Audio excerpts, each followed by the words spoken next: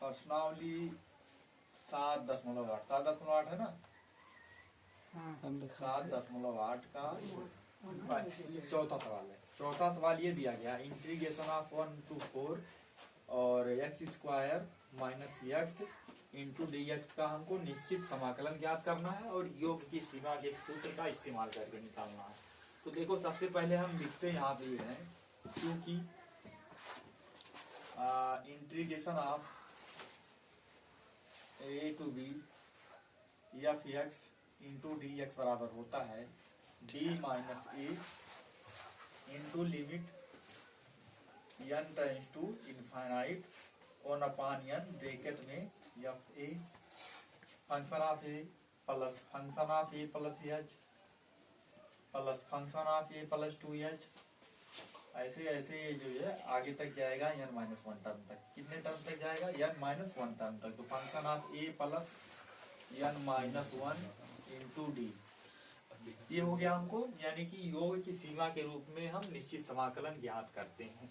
तो यहाँ तुलना करने पर देखते हैं a बराबर क्या है a, b बराबर क्या है 4 और एफ एक्स बराबर क्या है? एफ एक्स बराबर है एक्स स्क्वायर माइनस एक्स और एच बराबर है डी माइनस ए बटा एन, यानी कि आ गया 4 - 1 बटा एन, यानी कि आ गया 3 बटे। कितने मान मिल गए? 1 2 3, तीनों मानों को उपरोक्त फलन में रखने पर तो देखो हमको फलन कुछ इस तरह से प्राप्त हो जाएगा। इंटीग्रेशन इसलिए 1 to 4 x square minus x D X बराबर हो जाएगा डी माइनस 1 का मान कितना हो जाएगा? 4 - 1 हो जाएगा। लिमिट होगा n टेंड्स टू इनफाइनाइट हो जाएगा 1/n हो जाएगा। फंक्शन ऑफ ए का मान कितना है 1, तो फंक्शन ऑफ 1 हो जाएगा प्लस फंक्शन ऑफ देखो 1 प्लस 3/n हो जाएगा। फिर हो जाएगा function of 1 plus 2 into 3/n हो जाएगा प्लस डैश डैश डैश, ऐसे बीच में भी कुछ स्टेप होंगे। लास्ट वाला स्टेप आएगा 1 प्लस n-1 इंटू 3/n हो गया। इसी के साथ क्या करते हैं? वो स्टेप बंद करते हैं। ठीक है, अब अगला स्टेप ये होगा, हम मान रखेंगे f1 की जगह पे f1 का मान निकालेंगे। f1 प्लस 3/n की जगह पे f1 प्लस 3/n का मान लिखेंगे। तो लिखेंगे इसको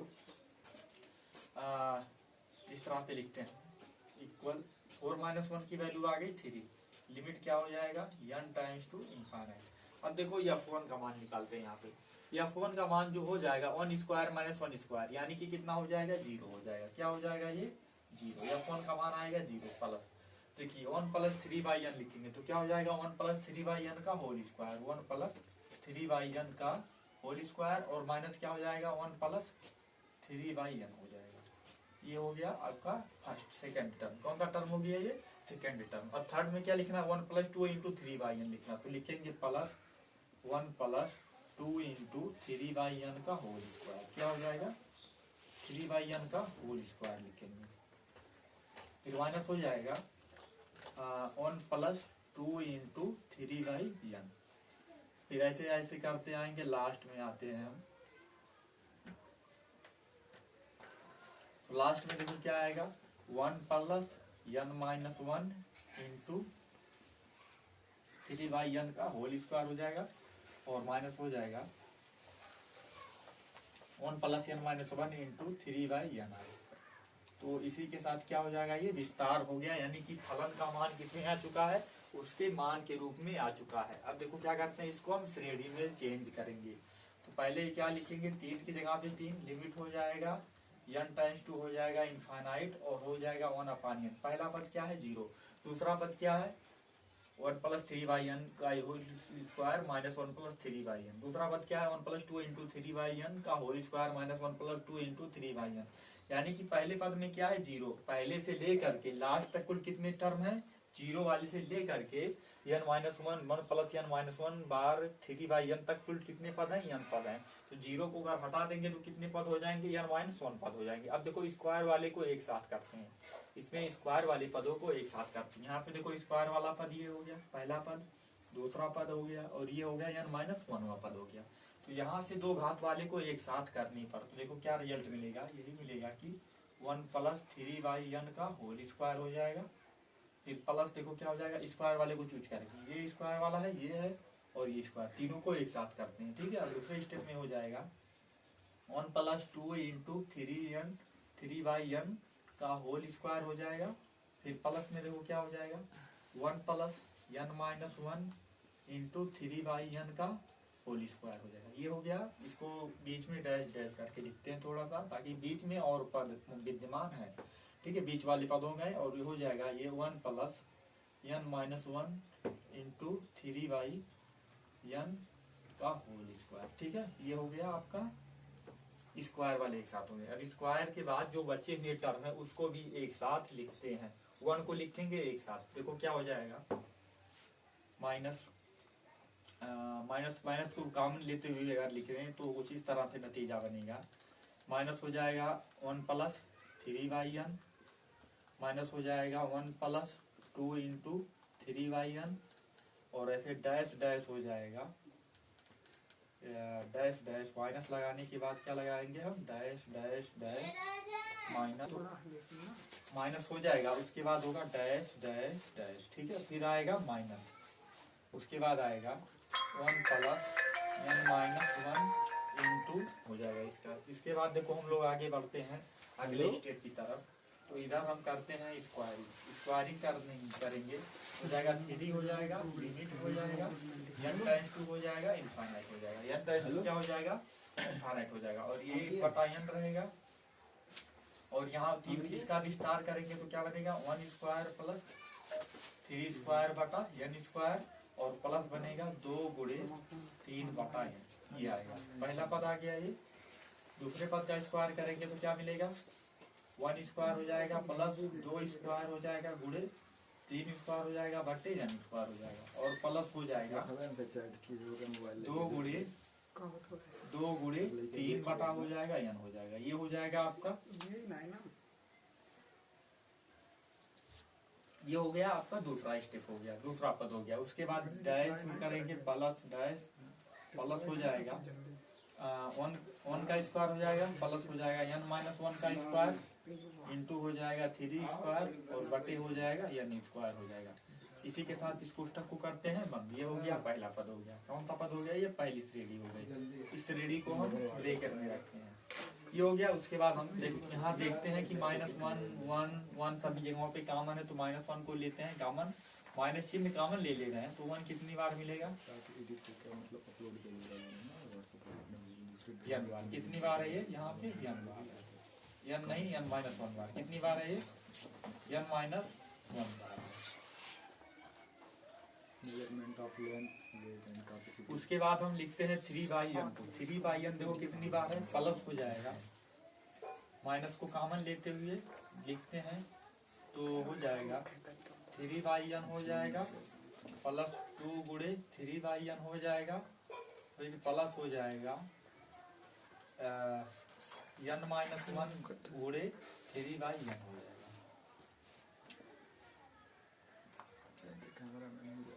प्लस हो जाएगा n - 1 × 3/n हो जाएगा, n हो जाएगा। इसी के साथ क्या करते हैं, कोष्टक बंद कर देते हैं। अब देखो यहाँ पे 3 सीरीज बन चुकी है। पहली सीरीज हो गई ये, दूसरी है, पहली सीरीज हो गई ये, दूसरी सीरीज हो गई है, और तीसरी सीरीज हो गई है। तीनों को क्या करेंगे, अलग अलग सीरीज में श्रेणी में चेंज करने पर यहाँ लिखेंगे 3 लिमिट n → 2 इनफाइनाइट। अब देखो 1/n हो गया, डायरेक्ट थोड़ा करते हैं। एक कितनी बार, 1 2 n - 1 बार, तो इसका समेशन कितना हो जाएगा, n - 1 हो जाएगा। कितना हो जाएगा इसका योग, n - 1 हो जाएगा। अब यहाँ पे देखो 3² n² है कॉमन, तो डायरेक्ट कॉमन लेते हैं। इस टिक वाले पे ध्यान दीजिए, इस टर्म की हम बात कर रहे हैं। एक टर्म यहाँ पे छूट चुका है, इसको भी लिखते हैं। यहाँ पे लिखेंगे 2 × देखो यहाँ पे एक टर्म होगा कोष्टक के बाद 2 × n - 1 × 3 और बटा हो जाएगा n हो जाएगा बटे, ठीक है। ये टर्म हो गया इसकी जगह पे। अब देखो यहाँ पे लिखते हैं, इसको लिखेंगे क्या, 3 लिखेंगे, फिर लिमिट लिखेंगे, n → 2 इनफाइनाइट लिखते हैं। अब यहाँ पे देखो 1 कितनी बार लिखा गया है, यहाँ से लेकर के पहले स्टेप में केवल ढूंढना है। n जो 1 लिखा गया है n माइनस 1 बार लिखा गया, तो इसका समेशन यानी कि योग कितना हो जाएगा, n माइनस 1 हो जाएगा। ये हो गया n माइनस 1। अब देखो दूसरे टिक वाले पे ध्यान देते हैं। यहाँ पे क्या 3 स्क्वायर बटा n स्क्वायर, 3 स्क्वायर बटा n स्क्वायर, 3 स्क्वायर बटा n स्क्वायर, तो 3 स्क्वायर बटा n स्क्वायर क्या हो जाएगा, कॉमन हो जाएगा। तो यहाँ पे क्या बचेगा 1 स्क्वायर, यहाँ पे 2 स्क्वायर बचेगा, अंदर बचेगा सिग्मा n माइनस 1 का स्क्वायर। ठीक है ना, क्लियर है यहाँ तक। सिग्मा n माइनस 1 का स्क्वायर बन जाएगा। यहाँ इसको दूसरे टर्म में अगर समझने की कोशिश करें तो लिख सकते हैं 1 plus 2 square plus 3 square plus dash dash plus n minus 1 का स्क्वायर। ठीक है, कोष्टक को इसी के साथ हम बंद करते हैं। उसके बाद देखो ये आता है दूसरा टर्म हो गया। तीसरे टर्म में क्या 3/n 3/n 2 इंटू 3/n हो गया कॉमन, तो 2 गुणे 3/n कॉमन ले लेते हैं तो क्या बचेगा 1 बचेगा 2 बचेगा, ऐसे डैश डैश क्या बचेगा लास्ट में n माइनस 1 बचेगा। क्या बचेगा n माइनस 1 बचेगा। और इसी के साथ क्या करेंगे, इसको कोष्टक को बंद कर देंगे, यानी कि ये कोष्टक हो जाएगा इसी के साथ बंद। 3 पद इसमें बन चुके हैं, 1 पद 2 पद और 3 पद बच चुके हैं। अब इसके बाद हम लिखेंगे -1 को लिखेंगे n माइनस 1 बार, तो इसका मान आएगा -n प्लस 1 आ जाएगा। क्या आएगा -n प्लस 1 आएगा। यहाँ से 3/n ले लेते हैं कॉमन, तो हो जाएगा 3/n और बचेगा कोष्टक के अंदर 1 plus 2 plus 3 plus dash dash plus n minus 1। ठीक है, ये बन गया n माइनस 1 पद हो गया। अब क्या करते हैं, अब सबका सम निकालेंगे। 3 का सम निकालते हैं तो देखो क्या फार्मूला बनता है आगे चल करके। 3 हो जाएगा लिमिट हो जाएगा n टाइम्स टू इनफाइनाइट हो जाएगा। अब यहाँ पे हो जाएगा n माइनस 1 हो जाएगा और यहाँ पे हो जाएगा प्लस 3 3 का हो जाएगा 9 बटा n स्क्वायर हो जाएगा। प्रथम देखो ये सिग्मा n माइनस 1 के स्क्वायर कितना है, किस तरह है n माइनस 1 के स्क्वायर। यहाँ n का मान कितना है n माइनस 1 है, तो देखो यानी कि प्रथम n प्राकृतिक संख्याओं का योग होता है n माइनस 1 हो जाएगा, गुणे हो जाएगा n माइनस 1 प्लस 1 हो जाएगा, गुणे हो जाएगा 2n माइनस 2 प्लस 1 हो जाएगा और बटे कितना हो जाएगा 6 हो जाएगा। ये हो गया, इसका मान आ गया। अब देखो तीसरे पद की तरफ बढ़ते तो 2 तिया कितना हो जाएगा 6 बटा n। प्रथम n माइनस 1 पदों का योग क्या हो जाएगा n माइनस 1 हो जाएगा और बाई 2 और n माइनस 1 प्लस 1। ठीक है, ये हो गया इसका मान। अब यहाँ पे देखो क्या बचा माइनस n प्लस 1 बच गया। यहाँ पे क्या हुआ 3/n हो गया। प्रथम n माइनस 1 पदों का योग क्या हो जाएगा, ये भी बनेगा n माइनस 1 बटा 2 और कोष्टक में बनेगा n माइनस 1 प्लस 1 बनेगा। अब इसी के साथ इसको हम हल करते हैं तो कुछ नतीजा मिलेगा 2 से 3 से 2 नहीं 2 बार में, ये 2 बार में कट गया 3 बार में, ये 9 3 बार में कट गया। अब देखो यहाँ पे 1/n लिखेंगे, क्या लिखेंगे 1/n यहाँ पे लिखते चले जाएंगे। ये लिखेंगे 3 हो जाएगा लिमिट हो जाएगा n टाइम्स 2 हो जाएगा इनफाइनाइट और 1 बटा हो जाएगा n। अब यहाँ पे n माइनस 1 लिखेंगे और प्लस यहाँ पे देखो क्या होता है n को लेते हैं n का गुणा कराते हैं। चलो अंदर अब n का गुणा कराते हैं।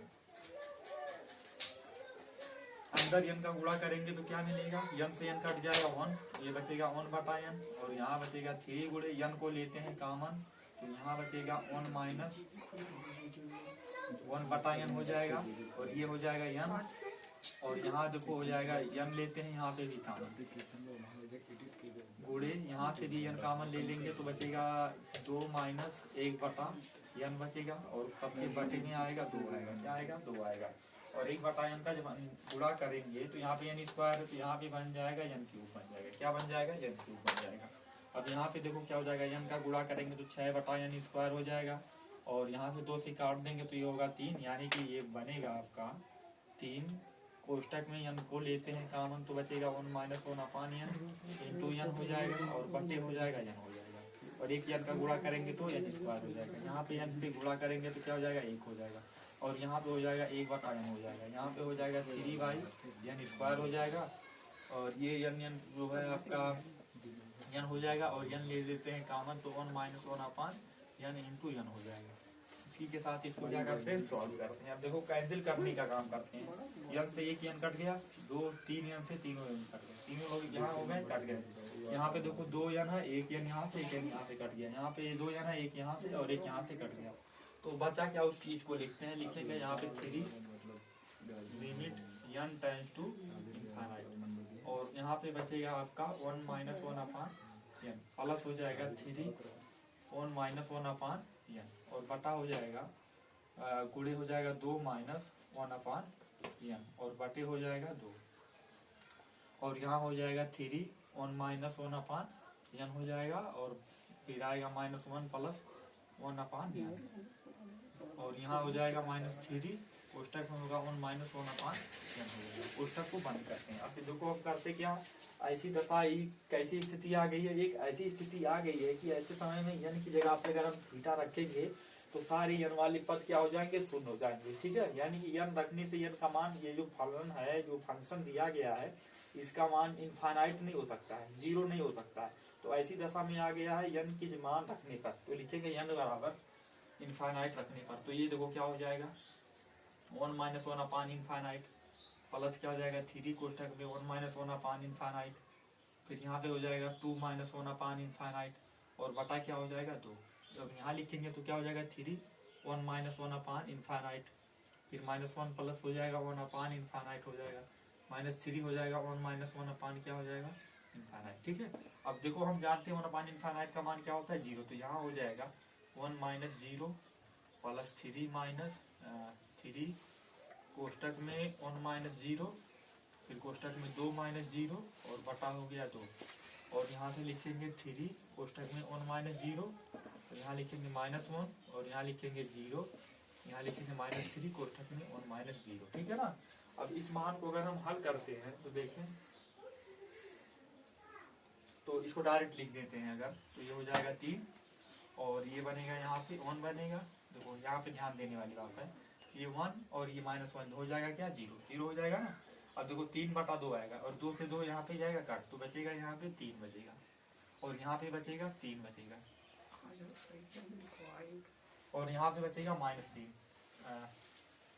नहीं -3 नहीं, यहाँ पे कुछ छूट रहा है और यहाँ पे बचेगा बटे 2 और यहाँ पे बचेगा बटे 2।